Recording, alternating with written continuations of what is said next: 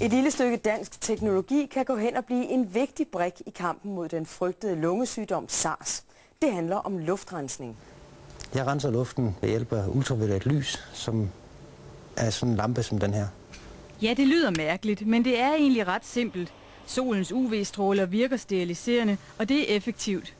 Det der sker, det er, at mikroorganismernes cellemembran den bliver brændt i stykker af den energi, der fremkommer fra sådan en ultraviolet lampe.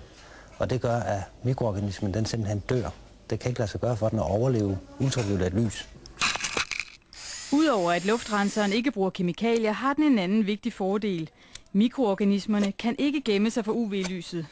Hvis man skulle hen og lave en desinfektion med kemikalier, så vil man typisk sprøjte eller spraye eller tørre med klud eller med en sprayflaske eller på anden måde kemikalier ind på vægge, ned på gulve osv.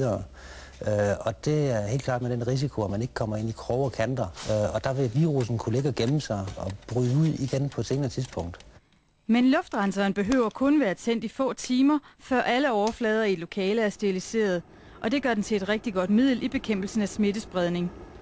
Derfor er den allerede afsat til Singapore, som er hårdt ramt af SARS-virus, og foreløbige analyser viser, at den danske opfindelse er meget effektiv. I Singapore er det først og fremmest hospitaler, der efterspørger luftrenseren, men i princippet er der ingen grænser for dens anvendelse. Også flyselskabet SAS har fået øje på den. SAS er interesseret i den her teknologi, fordi de ikke rigtig ved, hvad de skal stille op med et fly, der kommer ind med en SARS-patient ombord, eller en mulig SARS-patient ombord. Det vi har på væggen her, det er de patenter, vi har fået i hus indtil nu. Ultraviolette strålers steriliserende effekt bliver brugt i flere andre sammenhænge, men Jimmy Larsen er den eneste, der har fundet på at bruge den til luftrensning. Principielt er der nok andre, der kan, men der er ikke nogen, der har gjort det. Og på den måde kan Jimmy fra Rudkøbing hjælpe Ching i Singapore, Hongkong eller Kina. Det har det fint med. Det vil da være dejligt at kunne hjælpe nogle mennesker derude. Ingen tvivl om det. Herhjemme forsøger Statens Serum Institut i øjeblikket at skaffe prøver af SARS-virus til flere forsøg.